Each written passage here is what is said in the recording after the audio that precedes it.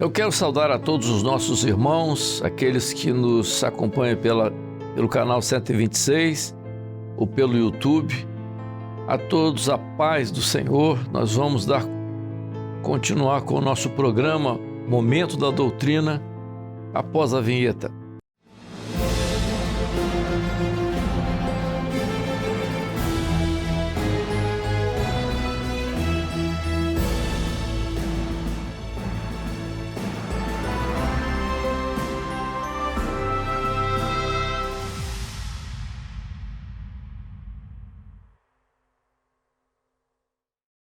Meus irmãos, no evento passado nós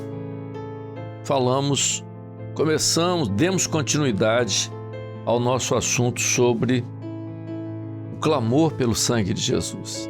E mostramos já nas duas primeiras oportunidades que tivemos que essa doutrina não é nossa, não é uma exclusividade nossa, porque muitos irmãos nossos já falaram a respeito desse assunto, vários comentários a respeito desse assunto, até mesmo no início da igreja. A doutrina é bíblica, né? Ela está muito bem colocada na Bíblia, quando fala sobre, na carta aos Hebreus, né? Sobre entrar com ousadia através do sangue de Jesus. Então, a doutrina do sangue já está bem consubstanciada na palavra. Nós falamos a vez passada que nós íamos falar alguma coisa sobre o fio escarlate, que é uma menção lá no Velho Testamento. Todos lembram da história quando Josué mandou os 2 espias lá para Jericó para ver a situação, porque Jericó era uma fortaleza. Ele queria saber detalhes, né? Mandou os espias como para trazer informações sobre a condição das muralhas, como se eles fossem resolver alguma coisa. Na verdade, eles não resolveram nada. Mas o rei tomou conhecimento lá de Jericó que os espias estavam na cidade. E eles souberam, estavam na casa de Raabe, e mandaram que ela os entregasse, e ela então usou uma forma, né, de livrá-los, né, de poupá-los, escondê-os, aquela coisa toda. No momento que isso estava sendo feito, ela diz então a eles, porque ela já sabia do que tinha acontecido, quer dizer, ela já sabia dos sinais, ela já sabia do que tinha acontecido com a saída do Egito, ela já sabia da história do Mar Vermelho, então ela sabia tudo o que tinha acontecido e ela sabia que aquilo ali era uma operação de Deus. Então ela diz o seguinte: quando vocês entrarem e tomarem a cidade, porque Deus está convosco, quando vocês tomarem a cidade e forem destruir tudo, lembrai de mim e da minha família.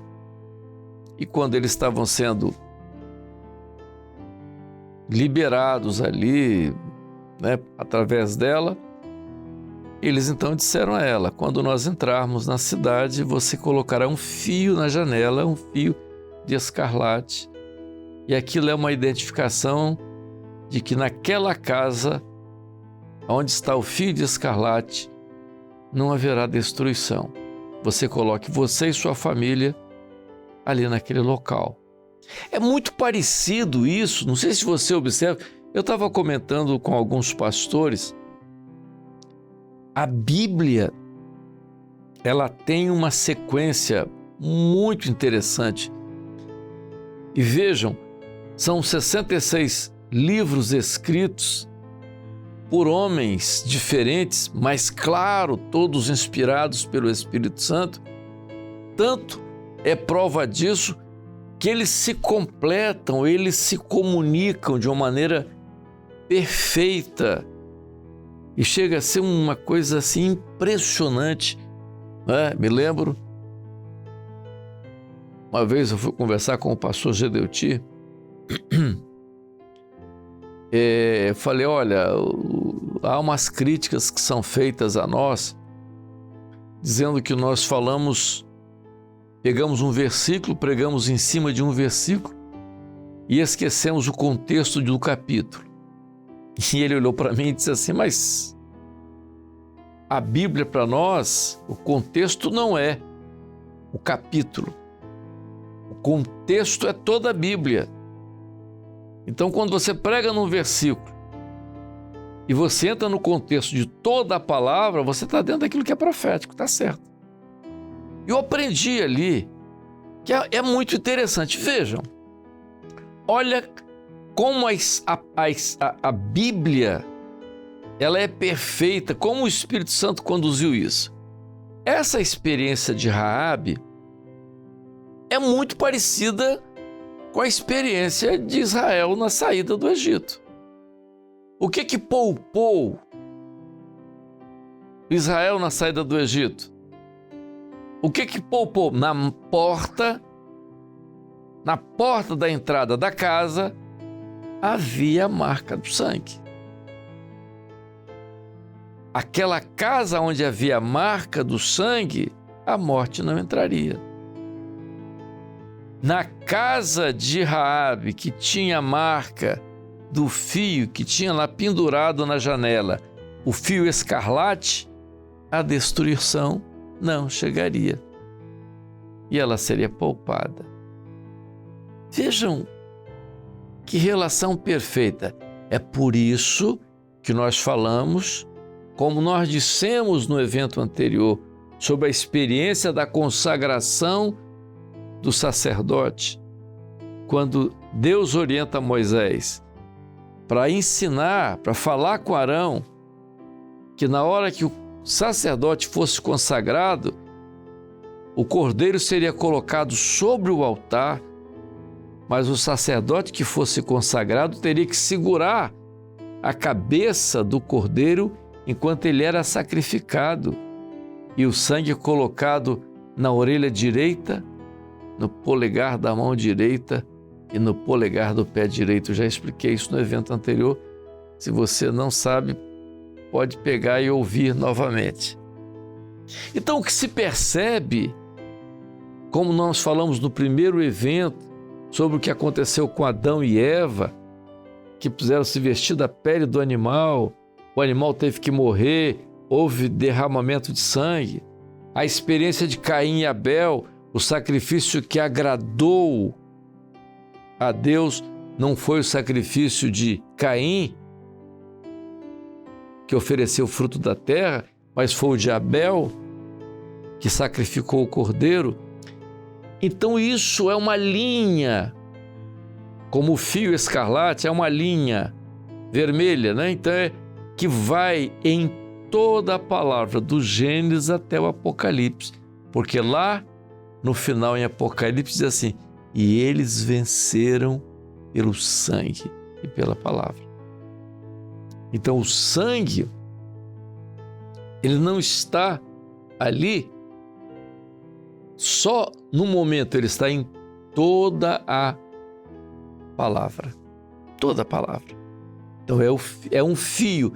Então é uma linha, é linear, pega e completa, ele atravessa toda a palavra, porque é a citação em toda a palavra, porque como nós falamos, o contexto da palavra para nós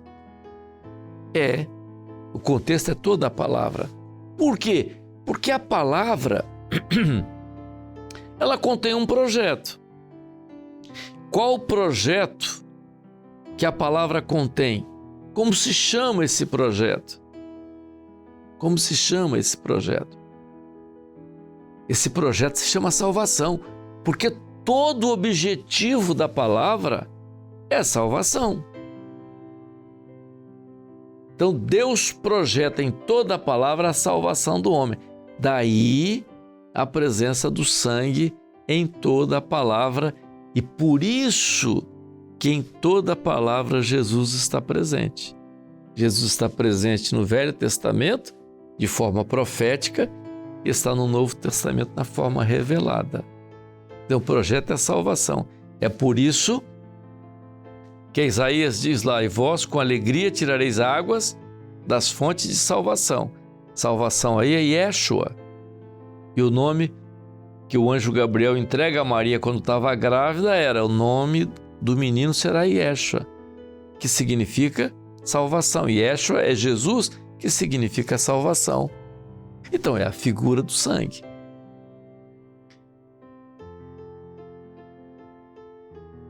As coisas não acontecem por acaso na palavra, mas o sangue é o grande mistério da palavra.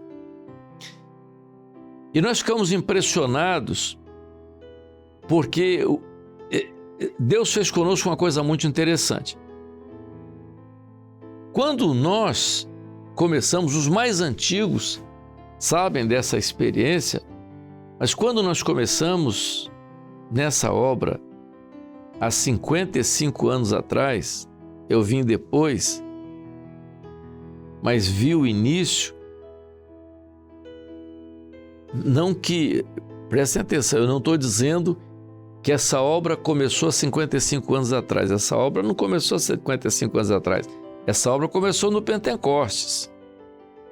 E é por isso que as nossas pregações no seminário, e que o grande problema hoje de muitos é que muitos pentecostais que se afastaram do Pentecostes.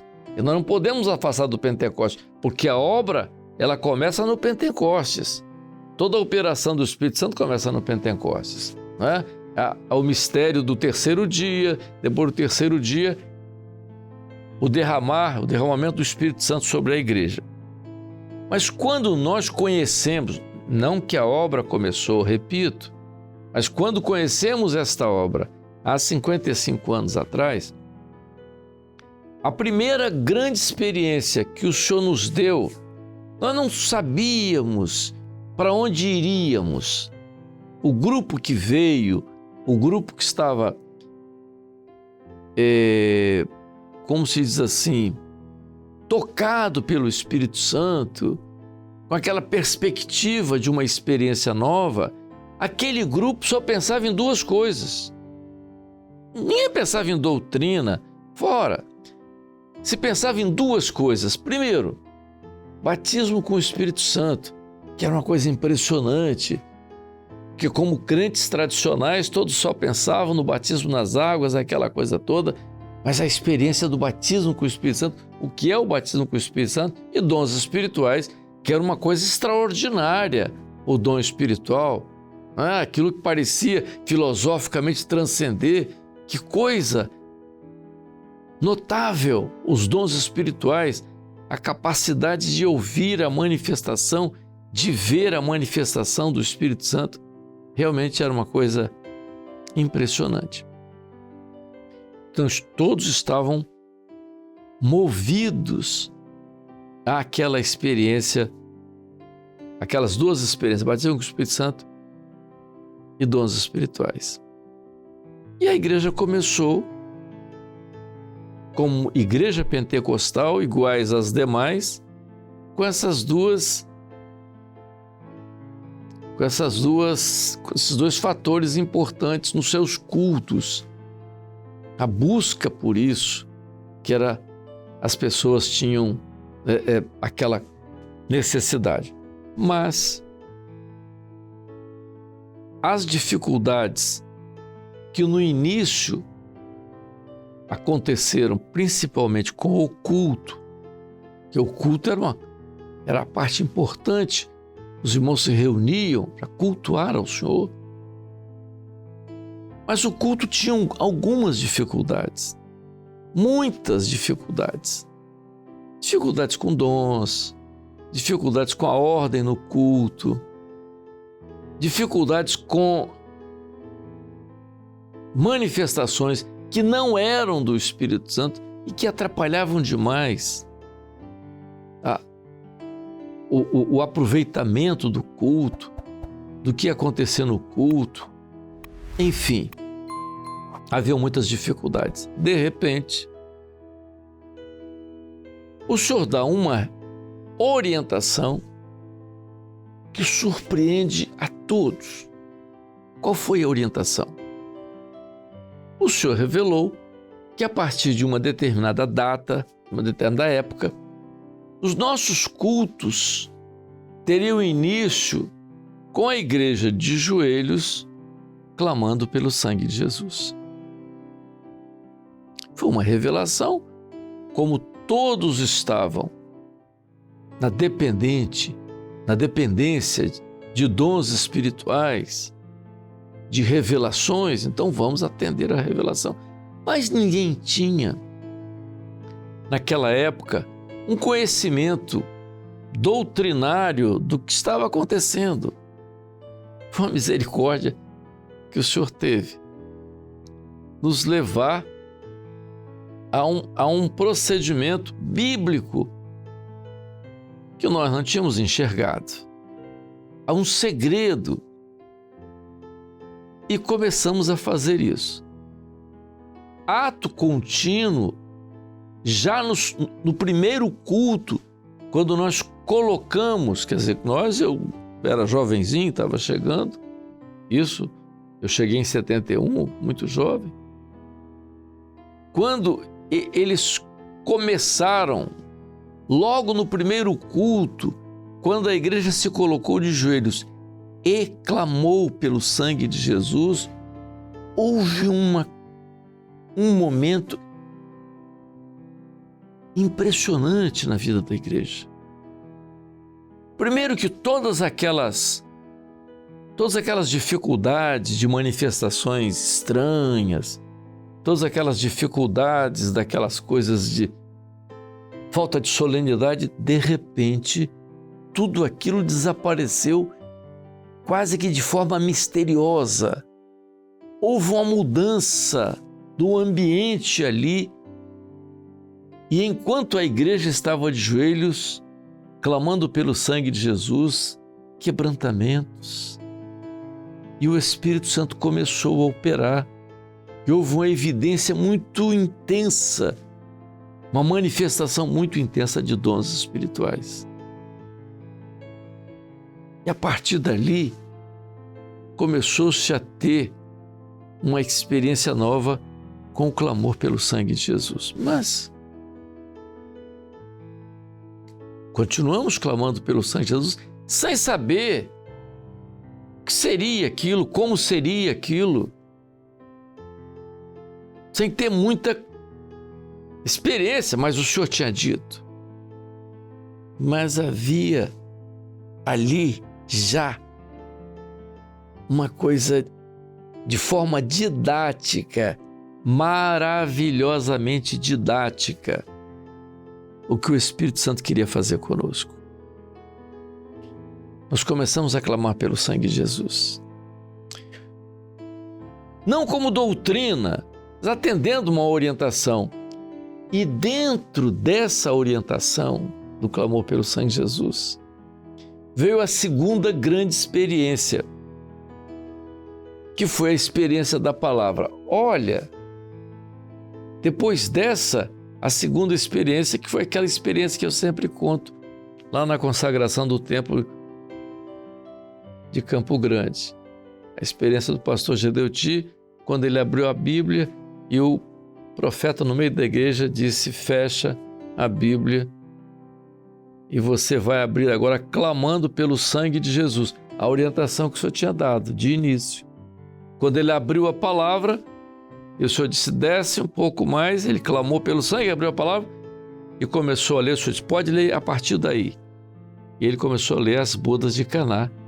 Entregou 5 mensagens no mesmo texto, que o Senhor disse que ele ia entregar 5 mensagens diferentes, entregou no mesmo texto 5 mensagens diferentes, e nas bodas de Caná ele pregou toda a história da igreja, desde o início em Caná da Galileia dos gentios, que era o início da igreja, o início da festa de casamento, até o arrebatamento, que era o casamento. Todo mundo ficou impressionado. Mas essa experiência da palavra começa com o clamor pelo sangue.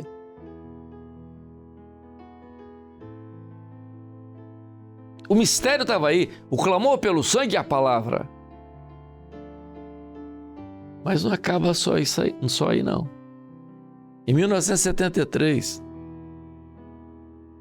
nós estávamos prestes a nos unir a um grupo que todo mundo tinha que ter nós éramos muito pequenininhos, tinha que, né, unir a uma convenção nacional, e a ideia é nos unirmos a uma convenção lá do Paraná, que era a igreja chamada Igreja Presbiteriana Renovada. O nosso nome era Igreja Cristã Presbiteriana.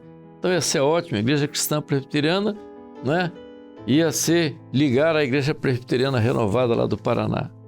Mas isso não deu certo. Houve algumas alterações. E eu me lembro, pastor Barros do meu lado, e pastor Barros sempre muito calado, muito ponderado, conversando lá, entendeu? Tinha outros pastores mais lá e tal. E eles discordavam de uma série de coisas, discordavam muito de nós. E o pastor Barros do meu lado disse: você sabe qual é o problema deles? Eu era muito jovem. E o pastor Barros disse do meu lado: sabe qual é o problema deles? Eu falei: não, pastor, corpo. De como, pastor? Eu não entendia nem bem o que era aquilo que ele estava dizendo. A dificuldade deles é corpo. A igreja é corpo. E quando nós voltamos de lá, nós começamos a entender uma coisa que era corpo. Começamos a entender isso, até porque precisávamos entender melhor o funcionamento de dons. Olha o que aconteceu então. A doutrina do clamor pelo sangue nos levou à palavra revelada, e a palavra revelada nos levou à doutrina de corpo. Fechou a base da igreja com um tripé que foi toda a base doutrinária da igreja e aquilo que hoje atingiu o mundo todo. O mundo todo está vivendo essa experiência, que é a experiência da igreja fiel e verdadeira. O sangue, a palavra e corpo. Mas o sangue, nós não estamos falando de sangue biológico, nós não estamos falando de, repito, não estamos falando de componentes biológicos como hemácias, plaquetas e leucócitos, né? E o plasma, que é a sua matéria, a sua matriz. Não! Quando nós falamos do sangue, nós estamos falando do Espírito. É esse fio que vai do Gênesis ao Apocalipse. É esse fio que fala do Espírito que inspirou toda a palavra, mas que hoje nos revela a palavra. Então, meus irmãos, a experiência, o mistério do fio escarlate é o mistério, é a linha, né? É o percurso linear que faz em toda a palavra do Velho Testamento, lá do Gênesis até o Apocalipse. Isso é um segredo que o Senhor nos deu, o Senhor revelou, né? E tem sido uma operação extraordinária no nosso meio, tanto que hoje atingiu o mundo todo, através dos eventos, através de tudo, porque há uma operação extraordinária do Espírito Santo. Meus irmãos, nós vamos ficar por aqui. No próximo nós vamos trazer mais assunto envolvendo essa doutrina notável, extraordinária do sangue de Jesus e as evidências dele em toda a palavra. A paz do Senhor.